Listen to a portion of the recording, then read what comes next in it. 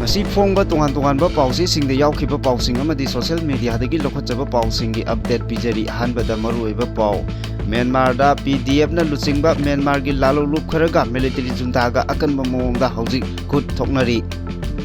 Myanmar amasung Thailand gi border da military army amadi Rohingya gi maraktasu leptana hauji su khut thokna bada personnel ahum sokle Rohingya gi group tana personnel ani leikhidre manga hena sokle hairi NNCN KYA gi kangbu singna Assam Rifles ki camp ta landa khre Chandel district ki Indo Myanmar border da leiriba village chief tara marina border fencing gi thabak kudak da lepna ba akan ba warning tawkhre JNU campus ta khut thongna bada mahiroi kaya murum sokle ananna miyam da lale haijagadabani hairakli CBI na NHIDCL gi executive director fare gazette notification thoktuna lauthokraba meitei pangan yawramdaba haibasi laibak thibani haina anjuma na khongdorakli muiba gi somdal khongchata NNCN IM gi senior functionary singsu loinarakadori November 15 gi matungda Manipur da popular government ama leiragani haina central leader singna thajaba pirakre Syam Kumar Congress machine khwaidigi thiba party ni haina L Susindro na khongdorali muiba gi Manipur khongchet taramna oklakli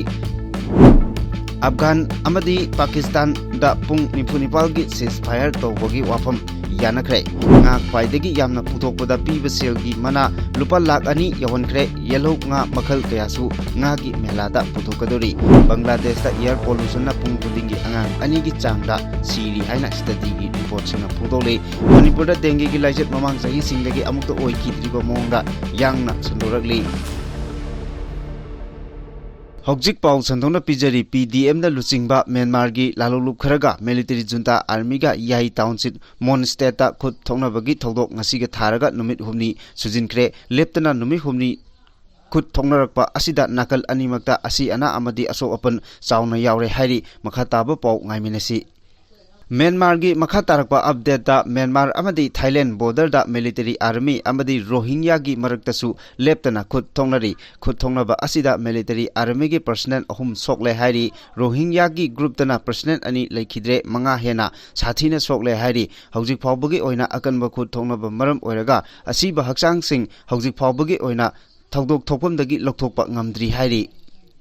NNCN KYA gi militant singni chingnaba singna haukiba tang 16 gi ayu anganbada Arunachal Pradesh ki Sanglam district ki Menmau area ki manung chanba Headman village da leiba Assam Rifles ki camp amada akanba mongda landakhre pawasina makata na hai attack adu haukiba October 15 gi ayu anganba pung 2 makhai dagina ahum phawbagi manungda chathakibani hari thodok adu da militant sing adugi maikei dagi bomb yauna apoba makhal gi khulai sing sijinaki Assam Rifles ki maikei dagi su handuna Pungkai amarom hena nokal animakda khut thongnaki thodok aduda Assam Rifles ki personnel ahum soki makoi gi manungda anina hena phibam thina sokpadagi advanced medical hospital treatment gi damakda ayu anganbada Jorhat ta leiba manga suba Air Force Hospital da airlift tawduna like nakre hairi makoi gi phibam luna leiri amaromda jaga aduda security force na koisinduna chenaba sing adu phana bagi damakda akanba mongda operation chathabasu hokre hairi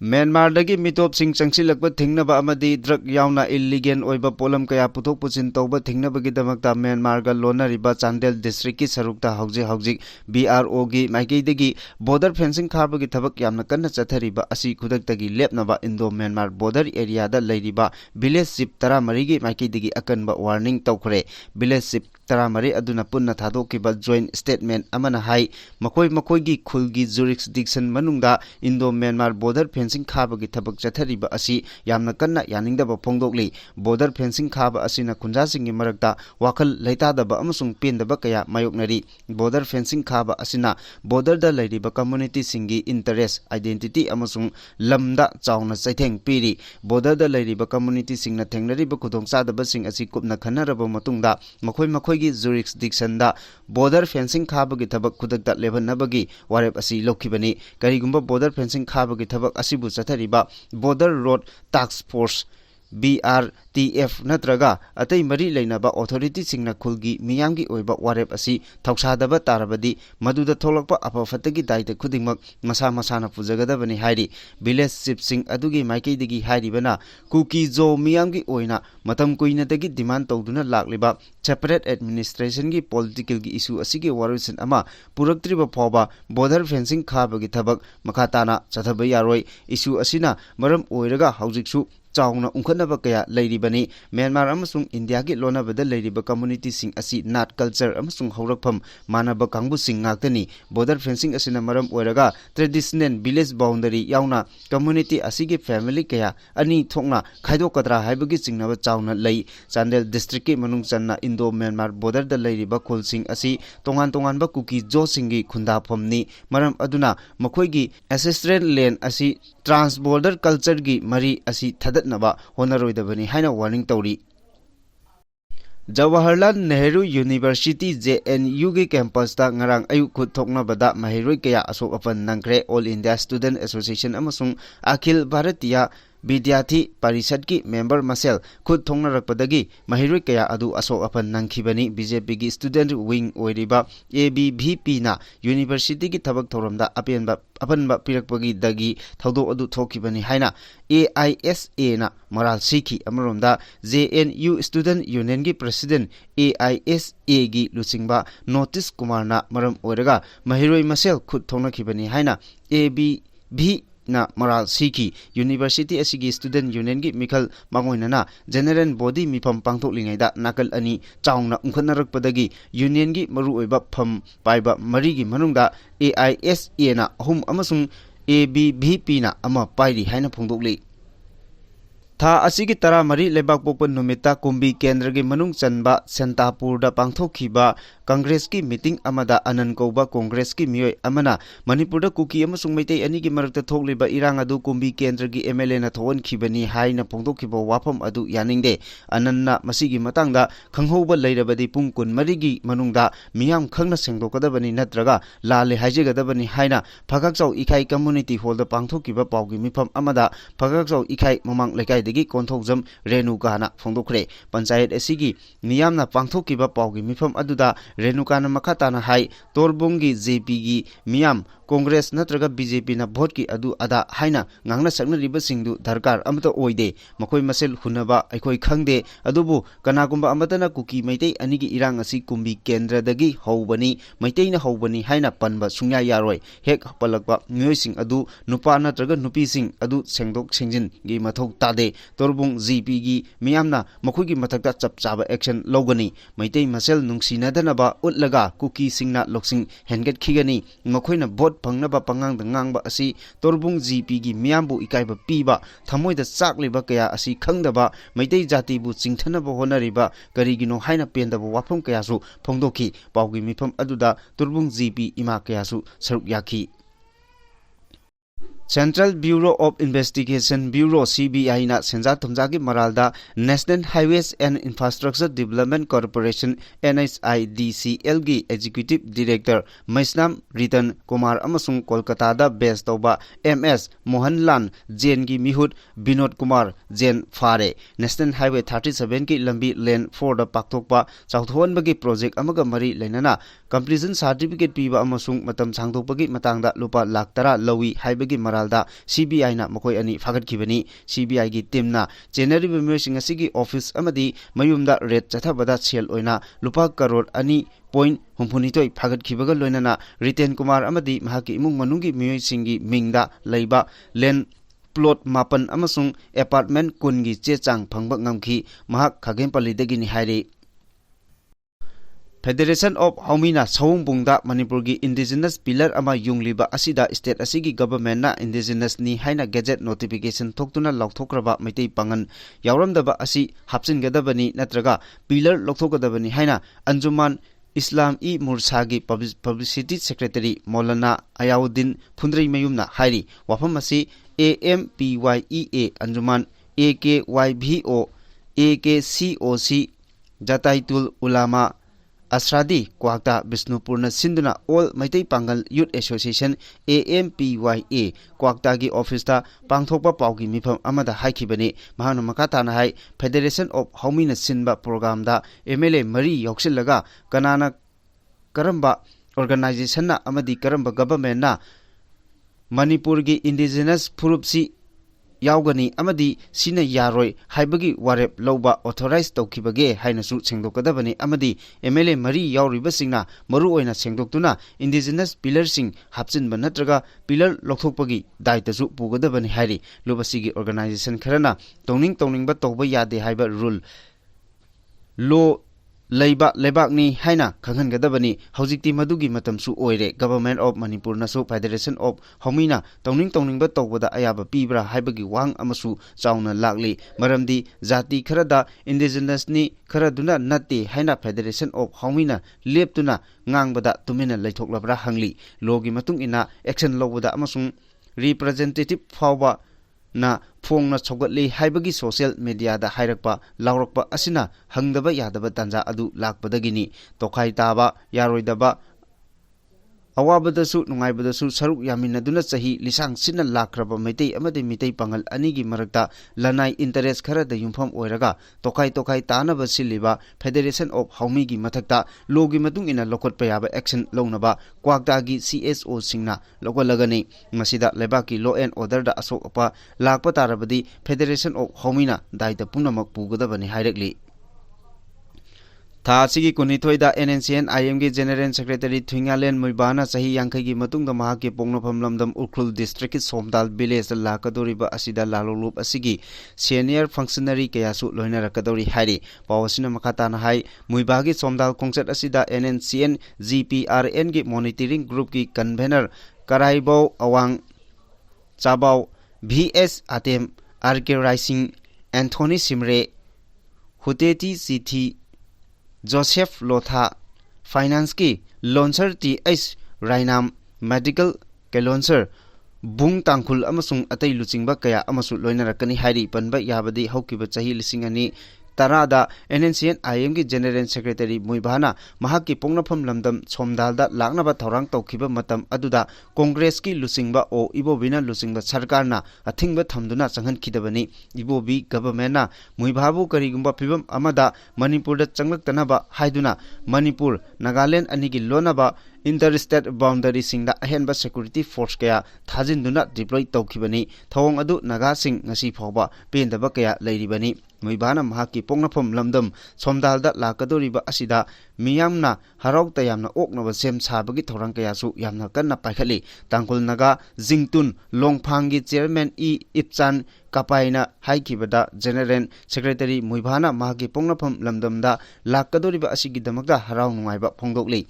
mahaki khongset asibu taramna okpaga loinana isorgi maphamda tangkhulgi luchingba asina mahaki pongnapam lamdamda lakpada asoi angam amasung ana ayek yaudana isorgi maphamda prayer tawri hairi mahangna lakpa matam asida taramna oknaba kamjong amasung ukrul district tariba tangkhul singna sem saba pumnamak loire Eastern Ato Tangkhul Region Apex Community Body gi Chairman Bungpan M Chimrena haikibadana NNCN IMG General Secretary Muibagi Aitihasik oiraba khongchat asi khwaidagi mamal yamba amasung magul leiba khongchat amani haiki Athuba matamda Manipurda BJP na luchingba popular government ama soidana leiragani kanana chief minister oigadagi haibadi aihak khangba ngamde central gi leader singna leblakadabani haina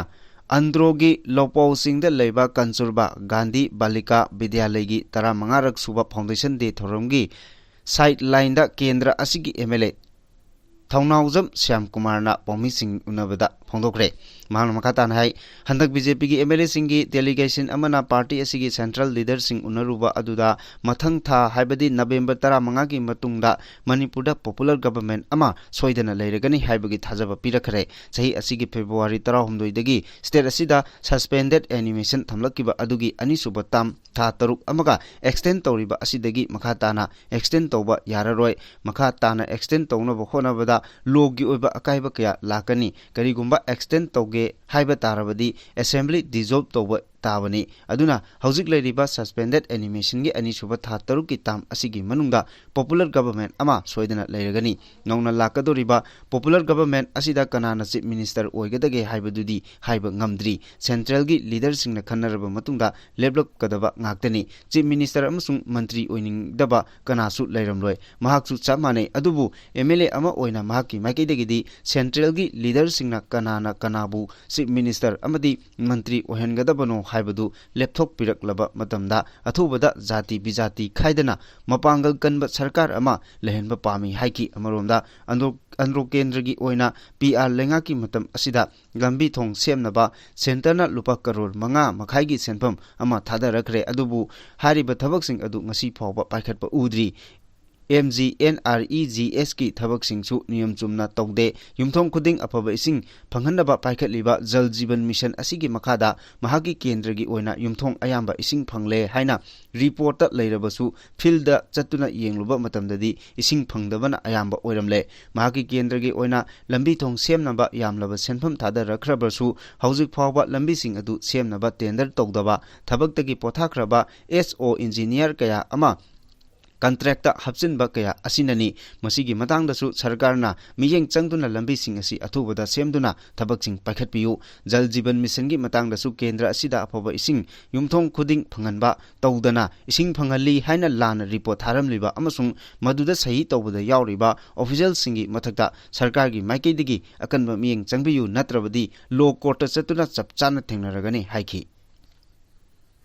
Congress haiba political party asi khwaidigi machin thiba kangbuni masana masabu vote huranba hawdokjaraga mingonda tainaba kangbudu makhoini haina Khurai Assembly constituency gi MLA L Susindrona Congress ki vote chor gadi chor haiba campaign adubu sithakre Khurai Sajor Laikai da leiba ima lai kulen bi changlenda pangthokiba ohum suba Chantak Purel ningsing mana lisingani kunmanga yanthokpagi thoromda MLA asina hai Manipur da thokliba irang asi vote huranba hawdoklamba Congress ki thongna ohelakibani makhoigi matamda singilamda aranba mongda voter kaya marum hapchilami madu makoina power painanabagi damakta mitop mayam ama voter list ta hapchin khibani haibasi chamjaraba Manipur gi miyam da khangan bagi mahuta namthak tawri BJP di ngarang khakda Manipur da lengak pairakpani masigi su mathakta Congress na vote chor gi theory asi Supreme Court na su mawa lobidrabani thajaningai oidaba namthak tawba demonstration kaya ulaga miyam da ut chaina na honari makoina miyam gi afaba karisu tawrakani haibagi thajaba leite Manipur Rajbari thugai kibagi matangda yaningdaba phongdokladuna mahangna hai Congress na yamna pamjabadi PR manungda Manipuri Rajbari thugaiba aduni Rajbari mahang masamaksu kannanaba honakiba miyoi amani hairaki NNCN IM gi General Secretary Thingalen Muibana chahi yangkhai gi matungda mahake pongnapam Urkhul District ki Somdalda lakadoriba khongchat asibu Imphal West District United Clubs Organization na taramna oklagli organization asigi chirol amada mahaki Manipur khongchat asina singtamda kundaminariba phurup singi marakta lairamba thajanadaba khenaba wakalon kaya adu mangan khinabagi achamba lambi ama yalamduna lamdam masigi apunbagi sakam ngakmin nanabagi wakalon nawhonona sagatpa ngamba ohelagani haibagi thajaba thamlakli ngamkhaida akanba mongda khut thoknaba miyoi kaya sikraba matung Pakistan amasung Afghanistan da pung niphuni palgi oiba ceasefire lauthopagi wafam yanaba purakhre Pakistan Foreign Office ki wafam amana hai ceasefire manungda nakal ani wari sanaduna ingta papibam hanjilaknaba thorang lokhalagani Taliban da khudum chaliba Afghanistan amasung Pakistan gi marakta khwaidagi kanna khut thongnakraba matung nakal ani ceasefire tawnabagi wafam yanaba purakhibani matam kayagi mamangdagi Taliban government na Pakistan gi militant sing sagatuna ngamkhai wangmadagi attack chathahalli haina Pakistan na maral siduna lakhibani wafam asina maram oraga matam sangna ungkatnaduna leikraba matung handakta ngamkhaida akanba mongda khut thongna rakhibani Maitai singi khwaidagi chawba harau kumai singi manungda ama oiriba ningol chakobaga mari lainana Manipur lenga ki fisheries department sinba fish fair kam fish crop competition da Yongadaba ngagi mamal ngasi department asina ngami kayaga meeting pangthoktuna lepkhre October 22 gi nungthil pung ama tabada Palace compound da leiba hapta kangjei bungda pangthokadaba ngagi mela asigi athoi ahen tanakraba singda pigadaba selgi managi matangdasu chahi singdegi handak chahi asina hengatkhre nga khwaidagi yamna puthokpa haibadi ahanba taba ngami aduda selgi mana oina lupa lakh ani piragani ani suba manadana Lupa lakh ama makhai amasung ohum suba tabadana lupa lakh ama piragani lauthokre yellow nga puthokpa ngami singdana pungning thogatpa oina khwaidagi yamna yellow nga puthokpa ngamba ngami da lupa lising yangkhai consolation prize kun khangatlaga lupa lising kun amasung sing amasung tamgi nga marang kaina puthokpa Fisheries singdana piba selgi manasu lupa lising kuntra oiragani hari Fisheries Department gi Director T Fulen Miteina paukse asida hai miyamna sel thungi awaba mayokna ringai asida masigi damakta yenglaga ngagi mamalda mamang sahi singdagi thoina ahongba lehandre kg ani gi makhada lumba katlagi mamalna lupa chani nifu kg ani gi mathakta lumba katlagi mamanna kg da lupa chahum amasung kg mangagi mathakta lumba katlagi mamanna kg da lupa chamri da yongadori kg amagi makhada lumba row amasung mergalgi mamalna lupa chani kunthra kg amagi mathakta lumba row amasung mergalgi mamalna kg da lupa chahum amasung kg anigi mathakta lumba row amasung mergalgi mamalna kg da lupa chahum yangkhai da yongadori kg amagi makhada lumba Kaman kafna lupa chani kun kg amagi mathakta lumba singna kg da lupa chani yangkhai amasung kg anigi mathakta lumba singi mamalna kg da lupa chahum da yongadori Grass cup ki oina kg anigi makhada lumba nga singna kg da lupa chani nipu kg anigi mathakta lumba na lupa chahum yangkhai kg manga ki mathakta lumba na lupa chahum marifu amasung kg taret ki mathakta lumba na lupa chamri da yolagani silver cup na kg ahum ki makhada lumba sing chani kun kg ahum ki na lupa chani nifu kg manga ki mathakta lumba na lupa chahum amadi lupa chamri yangkhai gram chahumgi mathakta lumba singna lupa chonga yangkhai ngaton kg amada lupa chamri yangkhai kg amagi mathakta lumba na kg da lupa chani kun kg ahumgi mathakina kg da lupa chahum ukabi gina lupa chani yangkhai tunghanbi gina lupa chama sareng kg ama phawbada lumba na lupa lising amaga chamagi mathakta lumba singna kg da lupa lising amaga chani amasung kg anigi makhada lumba na lupa lising ama chonga Yongani haina lauthokre Malemgi oina develop countries singi angang sing asi pollution gi oina khudong thibagi chang asi develop nation singa changdamna bada chada mariputra mari hena wangna lei English ngani kunma thoida Bangladesh khaktada air pollution na maram oiraga chahi manga gi makhada leiba angang lising 18 gi mathakta sikhi pollution da air Bangladesh da air pollution na pung khudingi angang anigi mayada siri haina International Research Group Zero Carbon Analysis ki report amana phongdoklei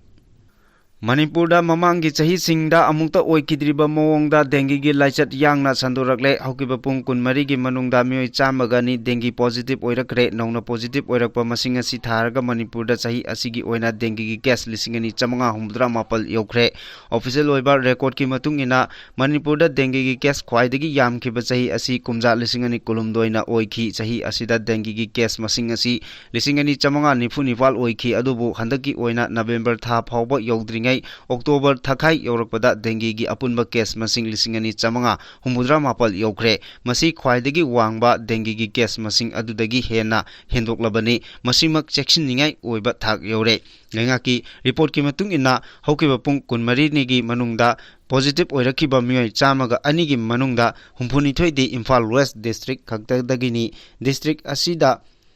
dengue na sohalaba mapam oiri amasung haujik phawbada mioi lisingama chanipa nimfu positive oikre Imphal East district ki oina hokiba pung kunmari da mioi kuntra oiki makoi kuntra si hapchillaga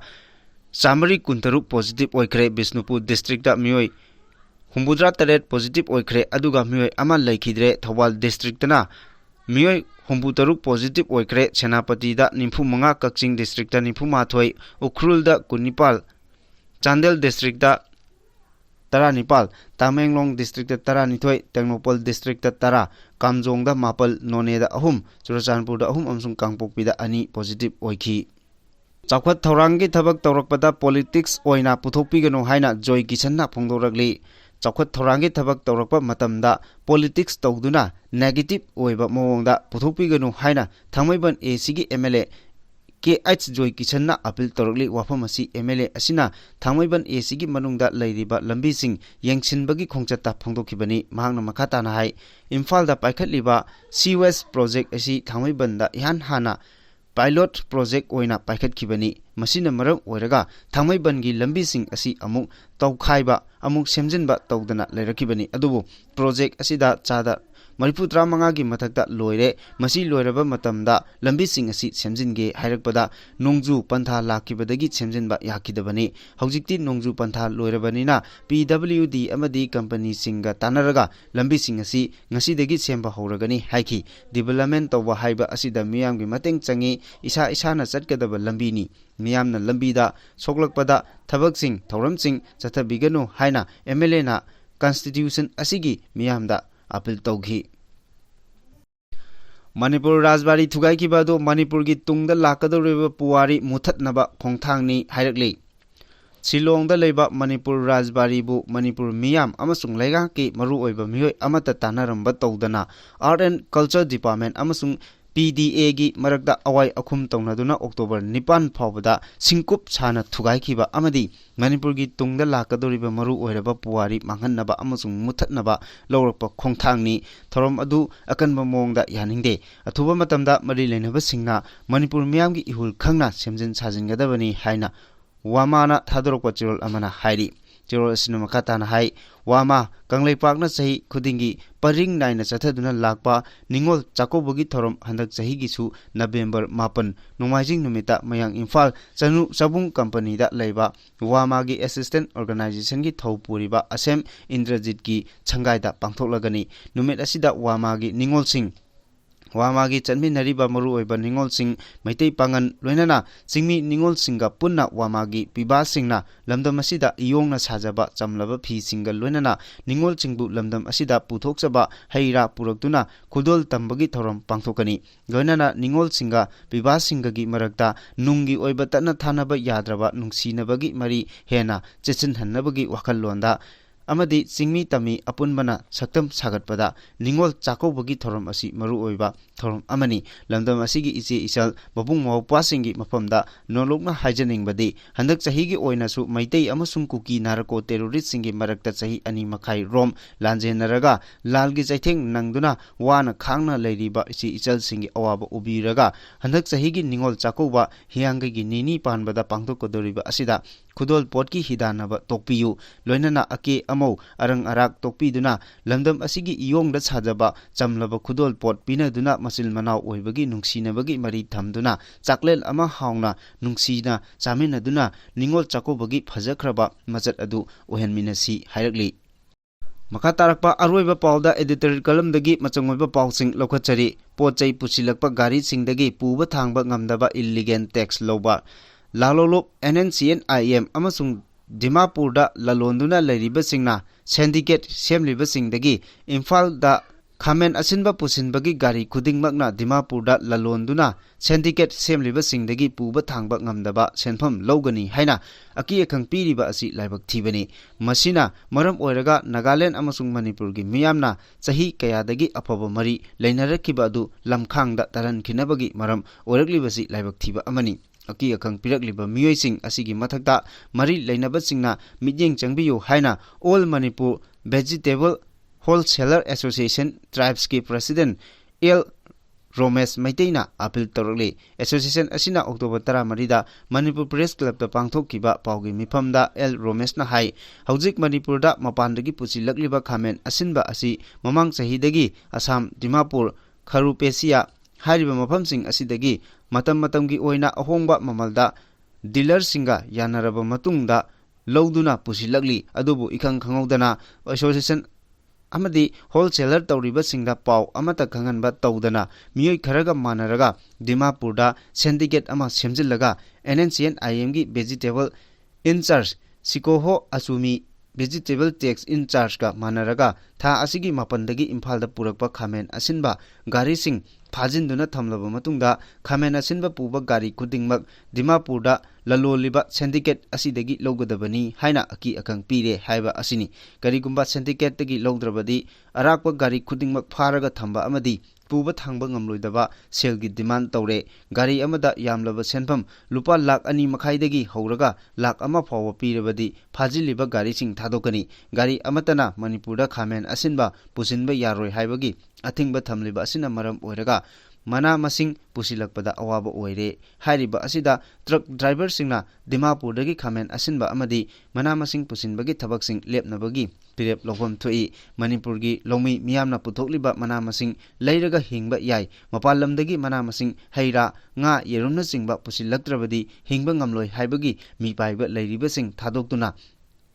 ꯁꯨ ꯅꯣꯝꯕ ꯍꯩꯅꯕ ꯋꯥ culture ꯊꯝꯗꯨꯅ ꯅꯣꯡꯃꯒꯤ ꯍꯤꯡꯕꯗ ꯇꯉꯥꯏꯐꯗꯅ ꯆꯪꯗ ꯌꯥꯗ꯭ꯔꯕ ꯄꯣꯠꯂꯝꯁꯤꯡ ꯃꯔꯥꯡ ꯀꯥꯏꯅ ꯄꯨꯊꯣꯛꯅꯕ ꯍꯣꯠꯅꯒꯗꯕꯅꯤ꯫ ꯆꯤꯟꯖꯥꯛꯇ ꯃꯤꯄꯥꯜ ꯇꯥꯡꯗꯕ ꯂꯝꯗꯝ ꯑꯣꯏꯍꯟꯅꯕ ꯍꯣꯠꯅꯕꯒ ꯏꯔꯣꯏꯅꯅ ꯃꯄꯥꯟ ꯂꯝꯗꯒꯤ ꯃꯅꯥ ꯃꯁꯤꯡ ꯄꯨꯁꯤꯜꯂꯛꯇꯕ ꯇꯥꯔꯕꯗꯤ ꯍꯤꯡꯕ ꯉꯝꯂꯣꯏ ꯈꯟꯕ ꯇꯥꯔꯕ ꯃꯇꯧ ꯀꯔꯝꯅ ꯆꯤꯟꯖꯥꯛꯇ ꯃꯤꯄꯥꯜ ꯇꯥꯡꯗꯕ ꯂꯝꯗꯝ ꯑꯣꯏꯍꯟꯕ ꯉꯝꯒꯗꯧꯔꯤꯕꯒꯦ ꯍꯥꯏꯕ ꯑꯁꯤꯅꯤ꯫ ꯃꯄꯥꯟ ꯂꯝꯗꯒꯤ ꯃꯅꯤꯄꯨꯔꯗ ꯄꯨꯁꯤꯜꯂꯛꯈꯤꯕ ꯃꯅꯥ ꯃꯁꯤꯡ, ꯎꯍꯩ ꯋꯥꯍꯩꯅꯆꯤꯡꯕꯁꯤꯡ ꯃꯤꯌꯥꯝꯅ ꯇꯥꯡꯅ ꯂꯩꯔꯒ ꯁꯤꯖꯤꯟꯅꯕꯗꯒꯤ ꯁ꯭ꯇꯦꯠ ꯑꯁꯤꯒꯤ ꯁꯦꯜ ꯃꯄꯥꯟ ꯂꯝꯗ ꯂꯣꯏꯅ ꯆꯠꯈꯤꯕꯗꯒꯤ ꯅꯣꯡꯃ ꯅꯣꯡꯃꯒꯤ ꯂꯥꯏꯔꯕ ꯇꯥꯟꯕꯒꯤ ꯐꯤꯚꯝꯗ ꯂꯩꯔꯛꯈꯤ꯫ ꯃꯅꯤꯄꯨꯔꯒꯤ ꯃꯤꯌꯥꯝꯅ ꯃꯄꯥꯟꯗꯒꯤ ꯃꯅꯥ ꯃꯁꯤꯡ, ꯎꯍꯩ ꯋꯥꯍꯩ, ꯌꯦꯔꯨꯝꯅꯆꯤꯡꯕꯁꯤꯡꯗ ꯃꯤꯄꯥꯜ ꯇꯥꯡꯕꯒꯤ ꯍꯩꯅꯕꯤ ꯊꯥꯗꯣꯛꯂꯒ ꯃꯤꯌꯥꯝ ꯃꯔꯨꯑꯣꯏꯅ ꯂꯧꯃꯤꯁꯤꯡꯗ ꯁꯨꯕ ꯅꯣꯝꯕꯒꯤ ꯍꯩꯅꯕꯤ ꯂꯩꯔꯛꯀꯅꯤ꯫ ꯃꯤꯌꯥꯝꯅꯁꯨ ꯃꯄꯥꯟ ꯂꯝꯗꯒꯤ ꯄꯨꯁꯤꯜꯂꯛꯄ ꯃꯅꯥ ꯃꯁꯤꯡ ꯑꯃꯠꯇ ꯂꯩꯗꯅꯕ ꯐꯤꯔꯦꯞ ꯑꯗꯨ ꯂꯧꯔꯛꯄ ꯃꯇꯝꯗ ꯒꯥꯔꯤꯁꯤꯡꯗꯒꯤ ꯏꯜꯂꯤꯒꯦꯜ ꯇꯦꯛꯁ ꯂꯧꯕ ꯃꯊꯟꯇ ꯂꯦꯞꯆꯈꯤꯒꯅꯤ꯫ ꯂꯣꯏꯅꯅ ꯁꯨꯗꯅ ꯅꯨꯡꯉꯥꯏꯕ ꯄꯥꯝꯕ ꯃꯅꯤꯄꯨꯔꯒꯤ ꯃꯤꯌꯥꯝꯒꯤ ꯃꯄꯥꯟ ꯂꯝꯗꯒꯤ ꯄꯨꯁꯤꯜꯂꯛꯄ ꯄꯣꯠꯂꯝꯁꯤꯡ ꯁꯤꯖꯤꯟꯅꯗꯕ ꯇꯥꯔꯕꯗꯤ ꯑꯇꯣꯞꯄ ꯁ꯭ꯇꯦꯠꯁꯤꯡꯗ ꯄꯨꯊꯣꯛꯂꯤꯕ ꯂꯧꯃꯤꯁꯤꯡꯒꯤ ꯃꯀꯣꯛꯇ ꯈꯨꯠ ꯍꯥꯞꯇꯨꯅ ꯈꯪꯅꯔꯛꯀꯅꯤ꯫ ꯐꯤꯚꯝ ꯑꯁꯤ ꯂꯩꯔꯛꯅꯕ ꯃꯅꯤꯄꯨꯔꯒꯤ ꯁꯨꯔꯤ ꯅꯣꯝꯂꯤꯕ ꯂꯧꯃꯤꯁꯤꯡ ꯈꯛꯇꯗ ꯅꯠꯇꯅ ꯃꯤꯌꯥꯝꯅ ꯏꯔꯝꯗꯝꯗ ꯊꯣꯛꯄ ꯄꯣꯠꯊꯣꯛꯁꯤꯡ ꯍꯤꯡꯕ ꯉꯝꯖꯅꯕ ꯍꯣꯠꯅꯕ ꯃꯊꯧ ꯇꯥꯏ꯫